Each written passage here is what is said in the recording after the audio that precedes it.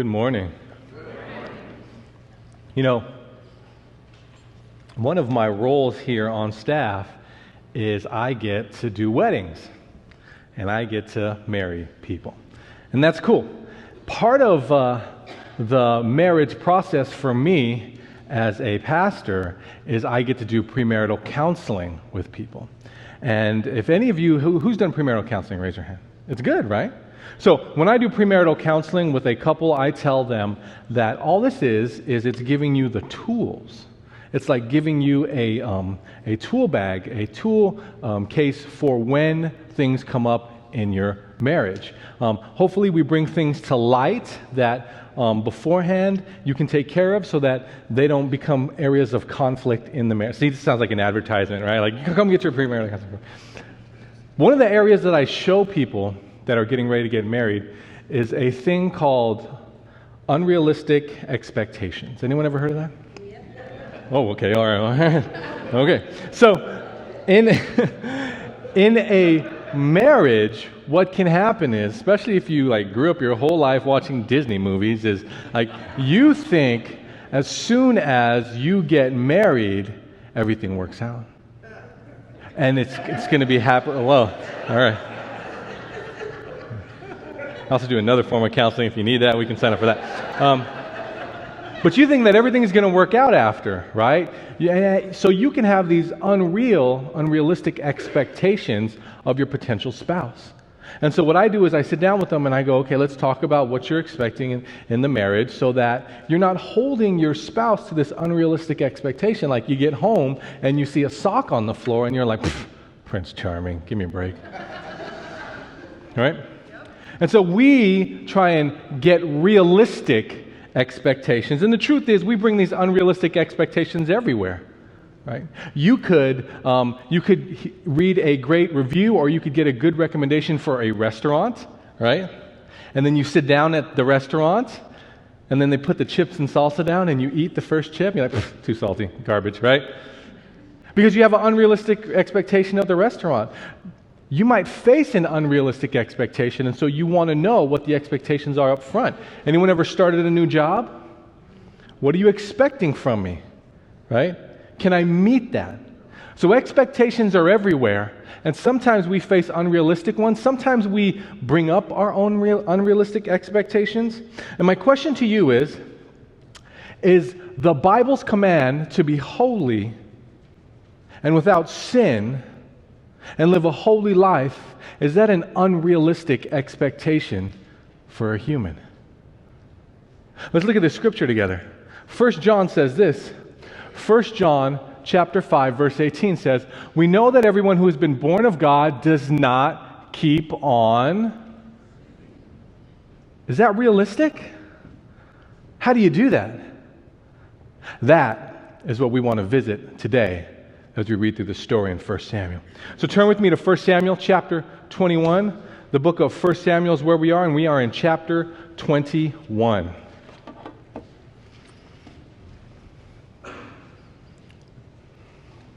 So if you've been following along with this series, you know that the last thing that happened is David is a fugitive now.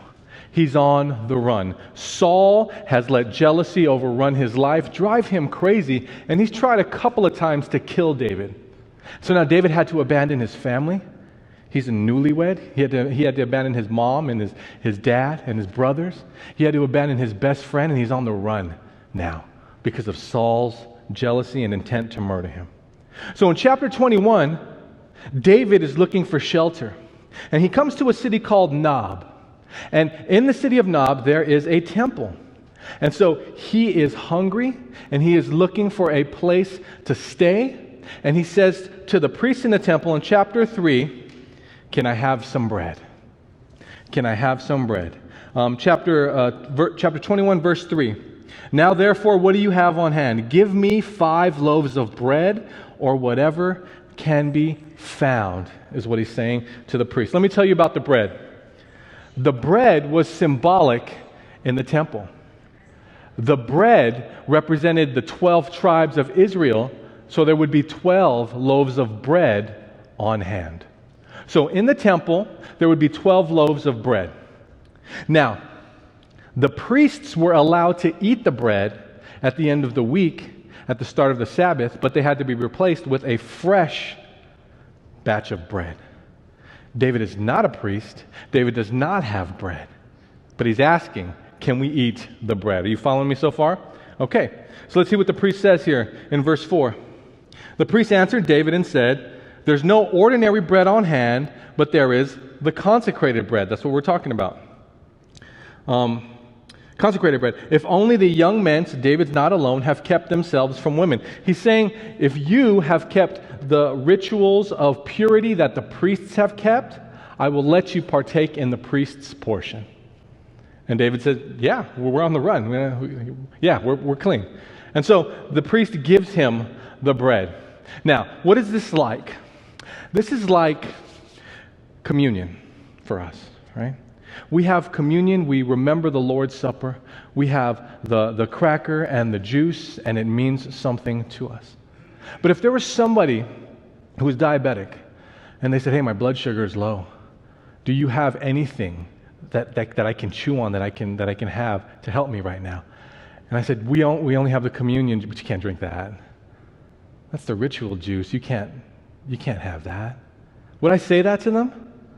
No, I would say, here's some juice, and here's a cracker if you need it, because it does. It symbolizes the Lord's Supper for us, but for you right now, it's a cracker and juice. Like, it's going to help you.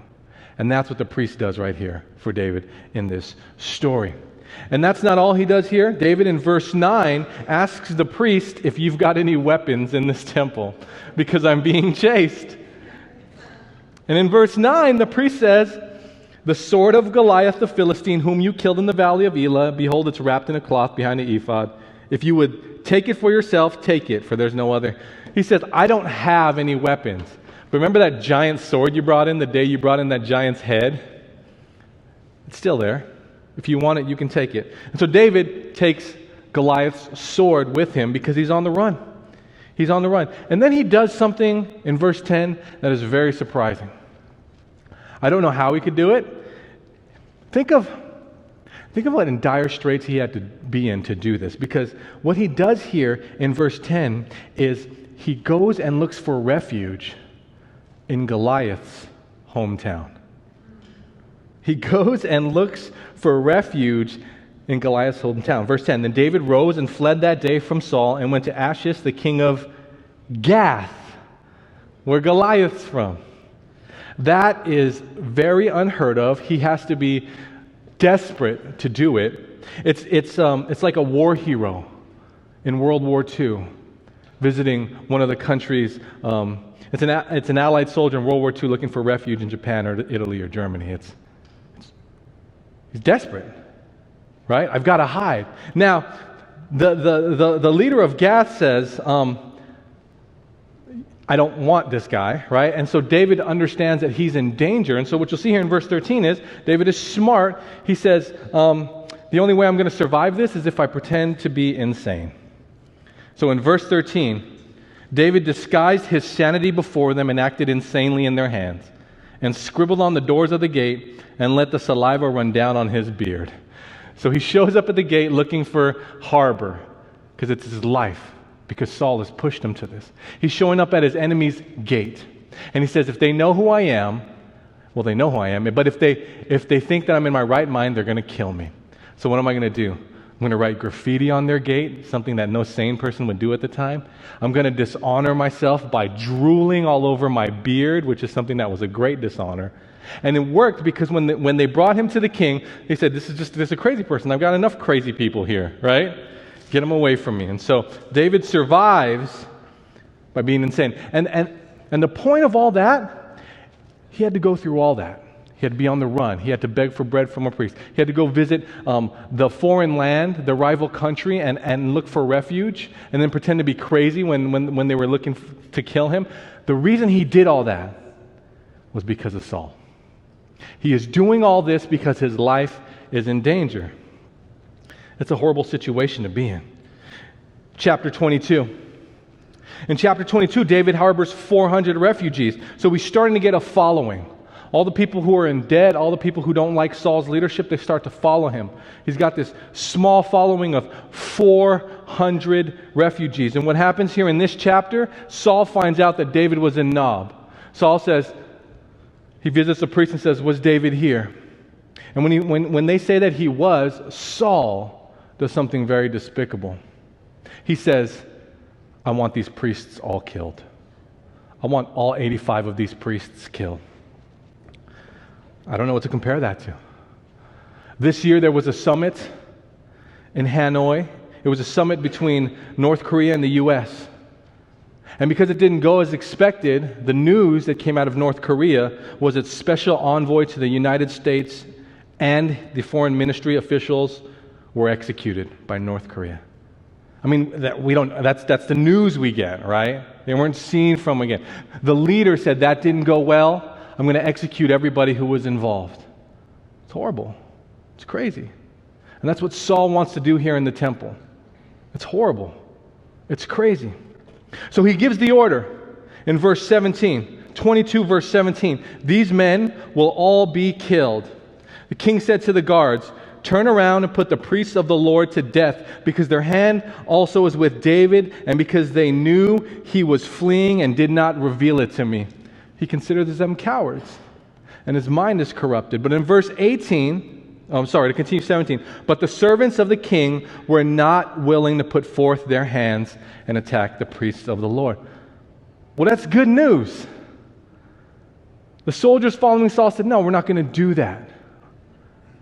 There were some morals there, but what happens is Saul found someone who was willing to. In the midst of all this, there's a guy who's being detained there named Doeg, and he's an Edomite.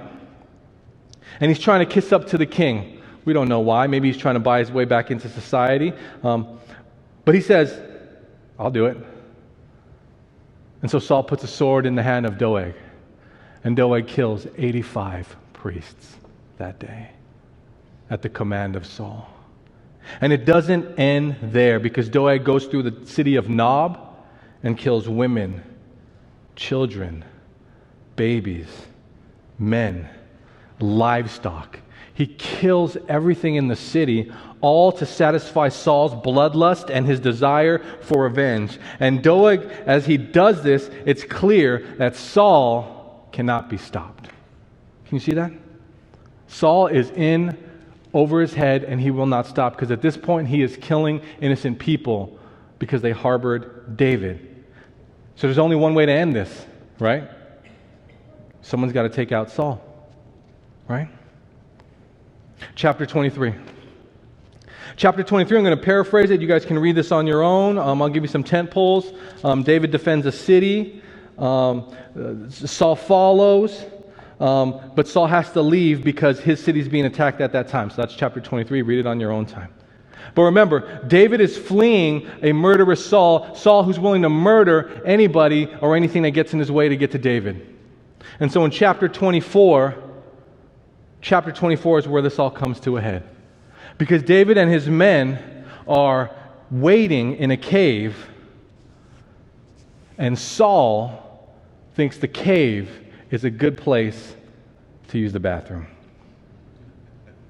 So here we are in verse 3, 24, verse 3.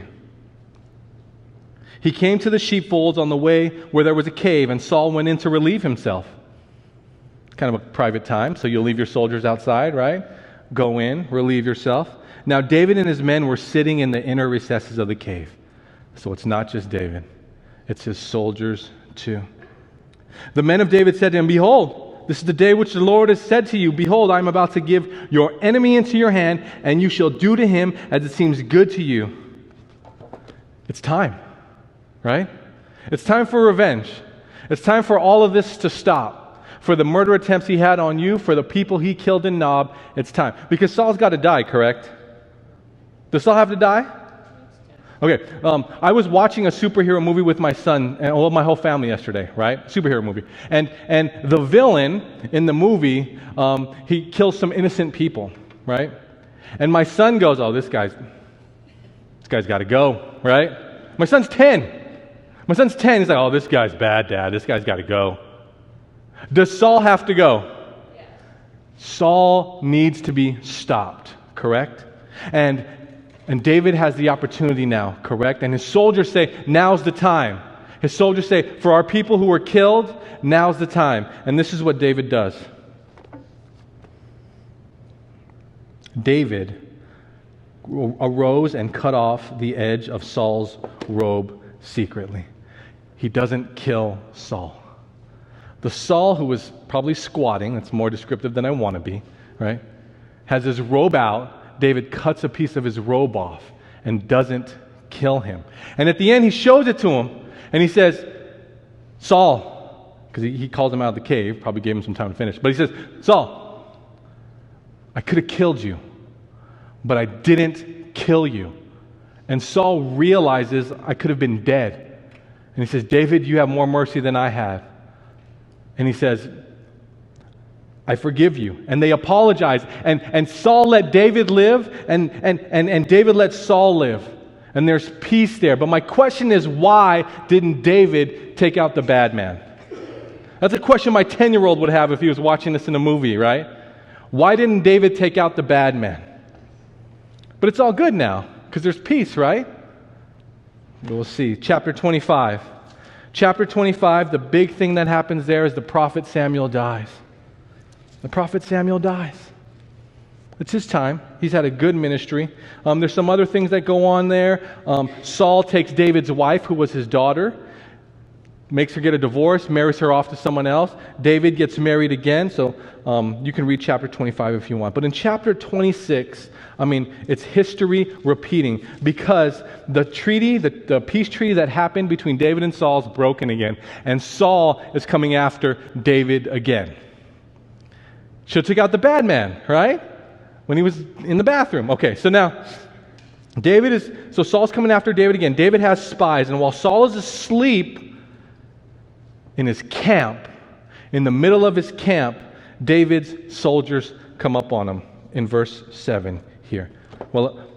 So in verse 7, the camp is sleeping, right? They're sleeping, and David's soldiers, their elite soldiers, are able to walk up and creep up, and they see Saul right in the middle. He's sleeping. He's got a weapon, which is a spear, and a water bottle behind him. He's camping. And he's dead to rights. There's nothing that can happen. And this is what they say in verse 7 and verse 8. Abishai, who's a good soldier, came to the people by night, and behold, Saul lay sleeping in the circle of the camp with his spear in the ground at his head, and Abner and the people were lying around him. And Abishai said to David, today God has delivered your enemy into your hand. Now therefore, please let me strike him to the spear to the ground with one stroke, and I will not strike him a second time. David, his warrior Abishai says, let me do this, David.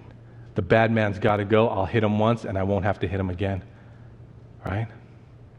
See, it's hot these days, right? The weather.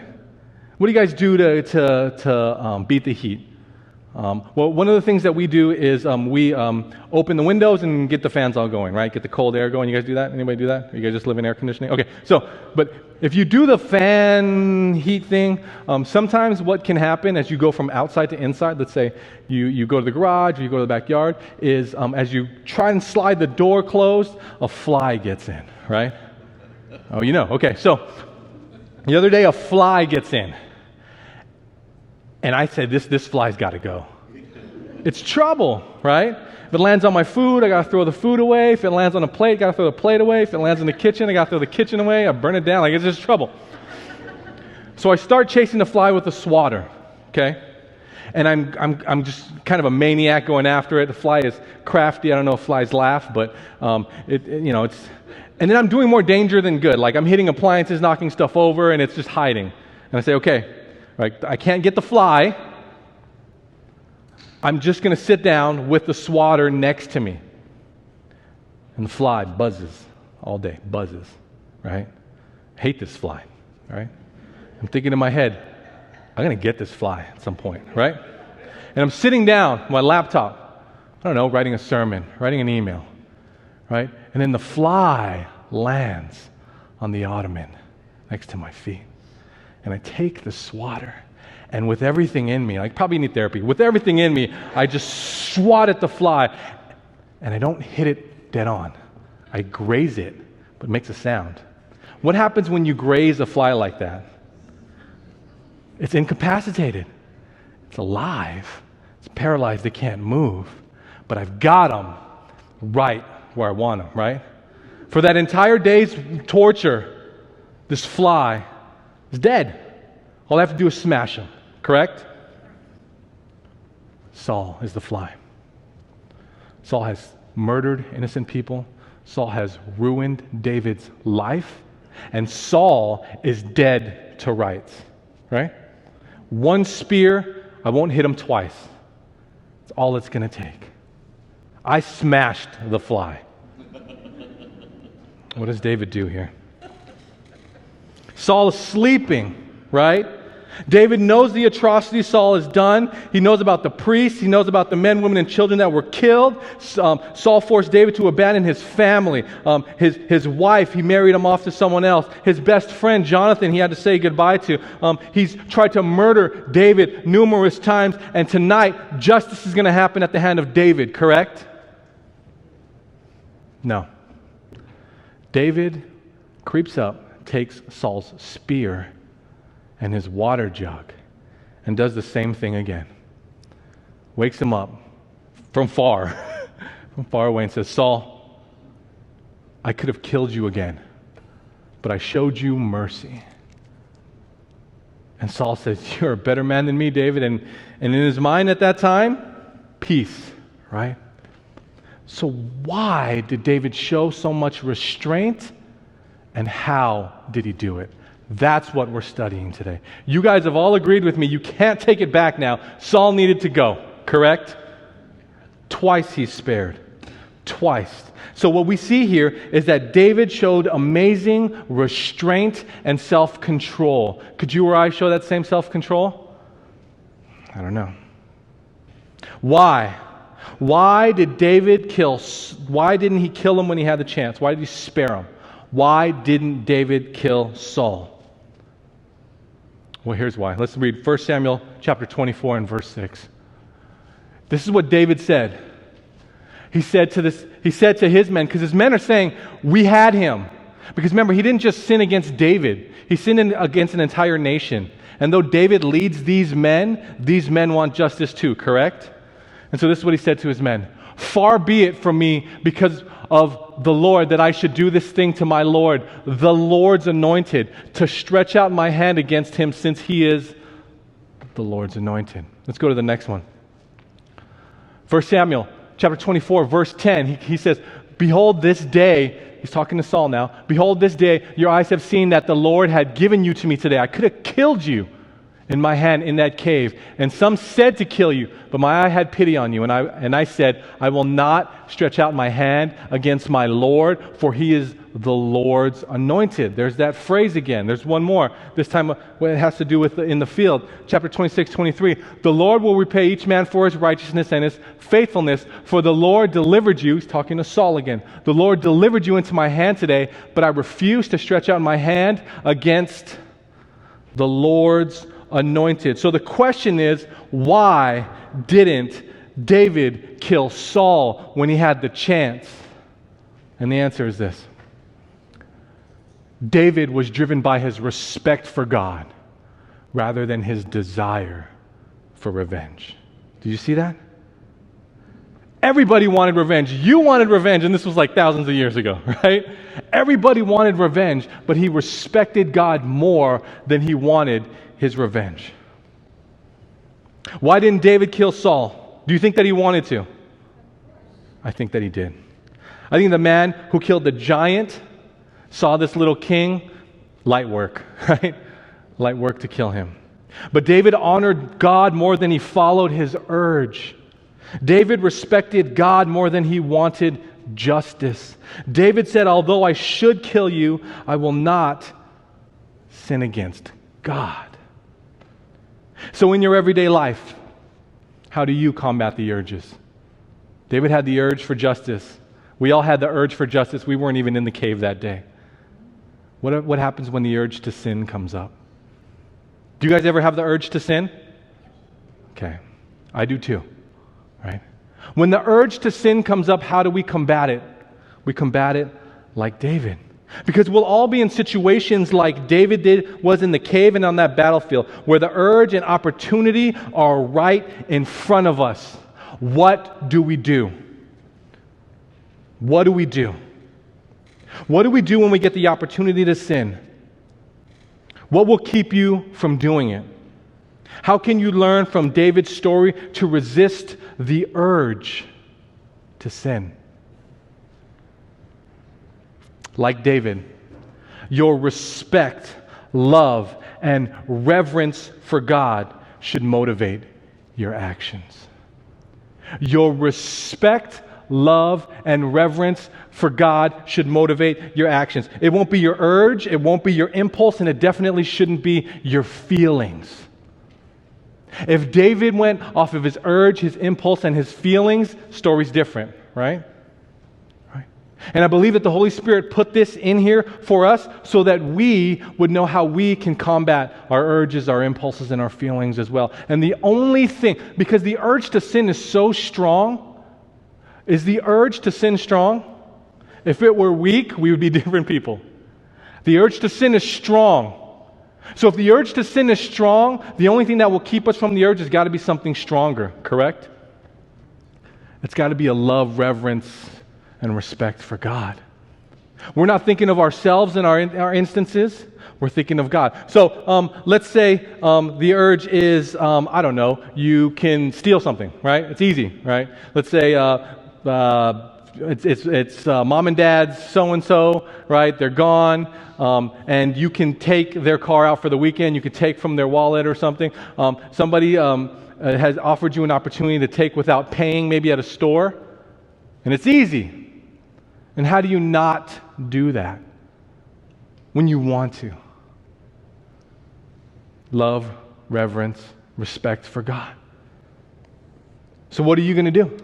Are you going to feed your urge? Or are you going to do what's right in the eyes of God? David twice didn't feed his urge. Twice in this instance. So I ask you a question again from the intro. Does the order to not sin from 1 John 5:18 seem unrealistic? Remember, 1 John 18 said this. 5:18. 1 John chapter 5, verse 18 said, "We know that everyone who's been born of God does not keep on sinning, but he who's been born protects him." So you do not keep on sinning if you've been born of God. Is that unrealistic? It's possible to not live in sin if you submit to God and not to your impulses. That's what that says. And here's the question, why does this matter? There's got to be a why, right? I think there's a good explanation. This is how you don't follow your urge. This is how you follow God instead of your urge. That's what the story is. But why does this matter? 1 John 3:9, a couple of chapters before this one. 1 John 3:9 says, "No one born of God makes a practice of sinning." I like that. In these two versions, I use the English Standard Version. I like their translation. If you make a practice of sinning, it proves that you're not born again. And that's scary, right? So for those of us who are fighting our urge to sin, those of us who look and say, it's easy to sin, but I'm not going to follow that urge because I've been born again, we have an example. But if you don't even fight the urge to sin, if you just practice sinning, then what it's revealed is you're not God's child. That Jesus isn't your Messiah, that you're under God's wrath, and all the things that are a result of that. So why preach a sermon like this? Well, because number one, we need to know how to combat sin in our lives. And number two, it should be an evidence to us that if we don't fight sin, something is wrong. Talked about this a little bit last week, but a lifestyle of sin is like an indicator light in your car, right? You guys drive vehicles, cars? The indicator light? The indicator light means something's wrong, okay? The check engine, the tire, like something's wrong. Something needs to happen. You need to get that car checked out. You need to check it out yourself. You need to do something. If you live a lifestyle of sin, something's wrong. And that's why this matters. You might not even be born again. And here's another truth. It's better to do things God's way anyways. You guys know that, right? Like following our own impulses to sin, it's just destructive. It just leads us down a shame cycle, right? A cycle of shame. I'll talk about that in another sermon. It's draining, right? To be so impulsive. It might feel great, like, oh, I buy whatever I want, I do whatever I want. But it's draining to not live God's way. Okay, so how? How do we honor, love, respect God, and how do we act out with our love for God rather than acting out in our urges? Well, we fight sin, and this is how you fight sin. The first thing you do is you're disciplined. You're disciplined. Two teenagers in Maryland, 16-year-old kids, wrote a book, and I heard their interview, didn't read their book, but they wrote a book called Do Hard Things. Two Christian kids. And they were just saying, like, yeah, I just noticed that our society, like most kids our age, just try and look for the easy way out. And we just wanted to encourage them to do hard things. Well, doing hard things is a part of being disciplined, correct? We live in a great time in our society. We have so many conveniences, and we have technology. You have your Bible. You have different Bibles in your devices and stuff, and that's great. I'll never be the guy who says, like, oh, you need a paper Bible. Like, this is fine. It's technology. It's good. But don't forget that with all this convenience, we should still be diligent. We should still be pursuing discipline, and we should still be doing hard things. And that includes our Christian faith. That includes saying no to some things, right? And so seeking a disciplined walk, knowing that not everything is going to be good for us, is a way to do that. 1 Corinthians 10:23, write this down if you're a note taker, it won't be up there. 1 Corinthians 10:23, Paul says, all things are lawful, but not all things are helpful. All things are lawful, but not all things build up.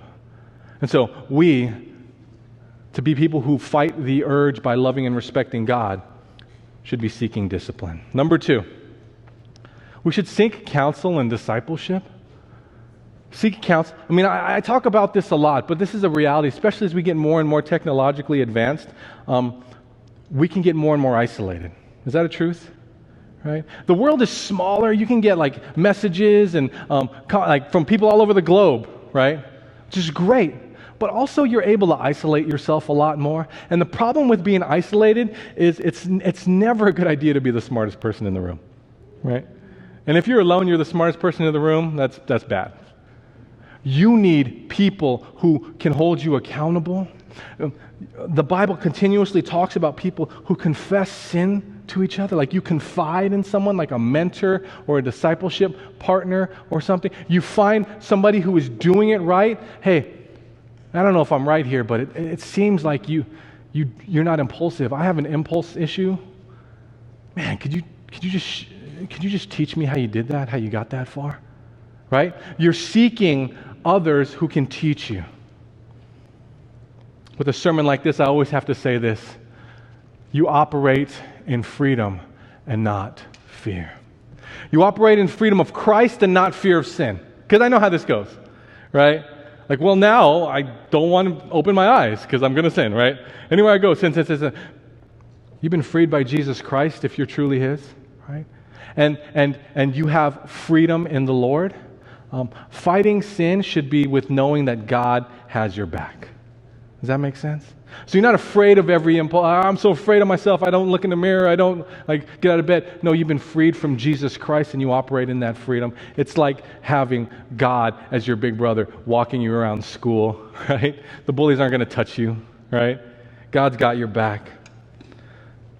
2 Timothy 1:6-7 says this, for this reason I remind you to fan into the flame the gift of God which is in you, though through the laying of hands. For God gave us a spirit not of fear, but of power and love and self-control. Self-control, which is what David showed. Self-control. That's 2 Timothy 1:6-7. And here's another application for those of us who are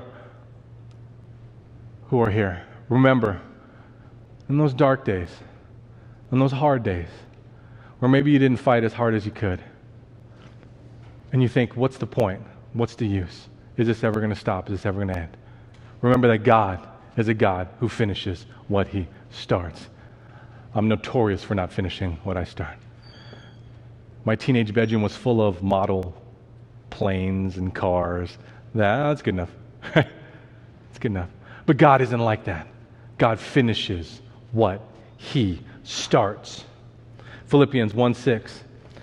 And I'm sure of this, that he who began a good work in you will bring it to completion at the day of Jesus Christ. Gosh, there will be a day when the urge will not be an urge to sin, but an urge to worship continuously. That'll be when he completes it in us. The songs that we sing here will come from the bottom of our hearts, and we won't have sinful urges anymore.